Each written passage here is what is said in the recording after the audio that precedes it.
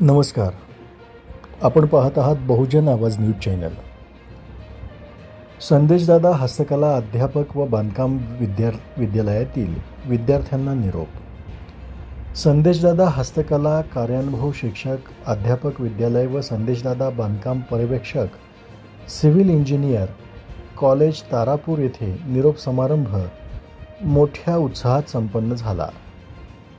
यावेळी कार्यक्रमाचे अध्यक्ष व संस्थेचे संस्थापक अध्यक्ष हनुमंत मल्लाव, संचालिका लक्ष्मी मल्लाव, संस्थेचे सचिव संदेशदादा मल्लाव, प्राचार्य स्नेहल मल्लाव यांच्यासह प्रमुख पाहुणे युवा उद्योजक अक्षय भैया भोई, तारापूरचे सरपंच भारती जगताप, माजी सरपंच प्रदीप निर्मळ, कैलास केवंदे, प्रदेशाध्यक्ष निषाद पार्टी, गोविंद भाऊ कोळंबीकर, प्रदेश संपर्क प्रमुख हरी भोई, चिंतामणी भोई, अनिता नगरे, नागनाथ भोई, भारत नगरे, ज्येष्ठ पत्रकार विजयकुमार लोंढे, संतोष कुलकर्णी आदी उपस्थित होते. आनंद भोई, धोंडीराम सल्ले तसेच हर्षदा भोई यांनी लावणी नृत्य सादर केले. आरोही भोई, आराध्या शिंदे, आराध्या राजपूत यांनी लावणी व सांस्कृतिक कार्यक्रम व कॉलेजला विद्यार्थी प्रियांका भोसले यांनी अप्रतिम डान्स केला. यावेळी स्वागतगीत देखील झाले व विद्यार्थ्यांची व पालकांची भाषणं झाली. कैलास केवदे यांनी संदेशदादा कॉलेजला भरघोस निधीचा प्रस्ताव मांडला.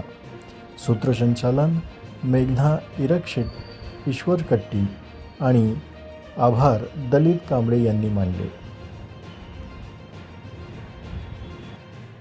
सन 2024-25 मध्ये त्यांनी आमदारकी लढवली होती. तारापूरच्या या ओसाड माळरानावर त्यांनी संदेशदादा या नावाने हस्तकलेचे एक रोपटे लावले होते. त्यांचे आज आपण पाहतोय की एका मोठ्या वटवृक्षात रूपांतर झाले आहे. हजारो विद्यार्थ्यांनी त्यांच्या या ज्ञान मंदिरात विद्या घेण्याचे काम केले आहे.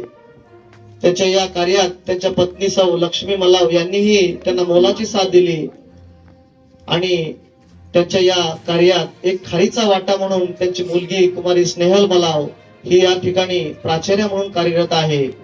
यानंतर मी हनुमंत मल्लाव सरांना विनंती करतो की त्यांनी आपल्या संस्थेचा परिचय थोडक्यात करून द्यावा, कारण वेळ कमी आहे.